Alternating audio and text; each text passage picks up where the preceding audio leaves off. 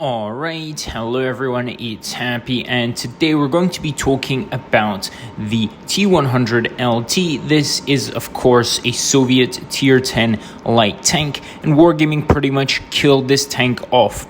I have made numerous videos about this tank, but it is 2023 and we should be more or less revisiting this tank. Now, this tank was pretty much killed off. This tank had insane DPM. Wargaming decided to cut it. It's still 3,156, but that is nowhere near what it used to be. This tank used to shred medium tanks apart very, very easily. Nowadays, it's not as good. When it comes to medium tanks, this tank has mediocre DPM, and most medium tanks will kill you in a 1 versus 1 situation, right?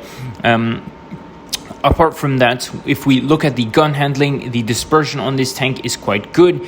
The aim time is also mediocre when you compare it to other light tanks, right?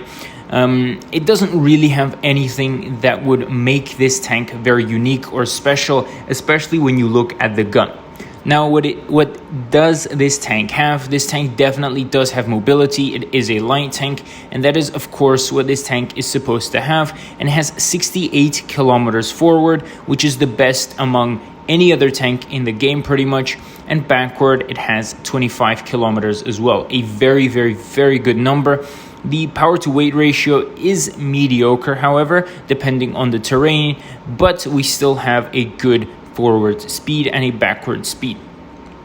When you look at this tank overall, it doesn't really have armor, but it does have that Soviet trollness to it, if you could say, because sometimes under a certain angle, if you shoot this tank, it will just automatically ricochet off because of the angle. And I would basically say that this is again something a lot of Soviet tanks have, but in reality, this tank does not have much armor. Let's be honest, how many shots are you going to block in a T100LT from another heavy tank? Not much really. Maybe 1 in 10 will randomly ricochet off. Even then, the chances are quite low. So this tank does have a decent gun, but just when you compare it to the gun it used to have, it's no longer that amazing. The mobility is going to be exceptional because it is a light tank. This tank is going to outspot most tanks in the game, again, because it is a light tank, and it has that special feature where you will be able to see the tank for longer if you do hit it.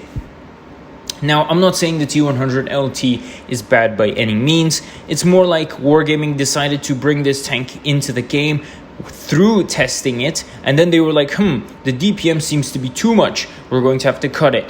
Like a few months after people have already spent a lot of their free XP on this vehicle. It just doesn't make too much sense, nor is it very fair to the player base.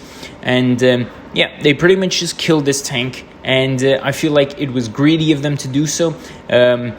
But we still have what we have. We have the T100LT, which is a good medium tank. It is no longer OP, but that is also good for the community and the players who don't necessarily have this tank, because when this tank first came out, it would rip apart a lot of tanks very, very, very easily. A lot of the super duper unicums would just get on this tank and absolutely bully a lot of tanks.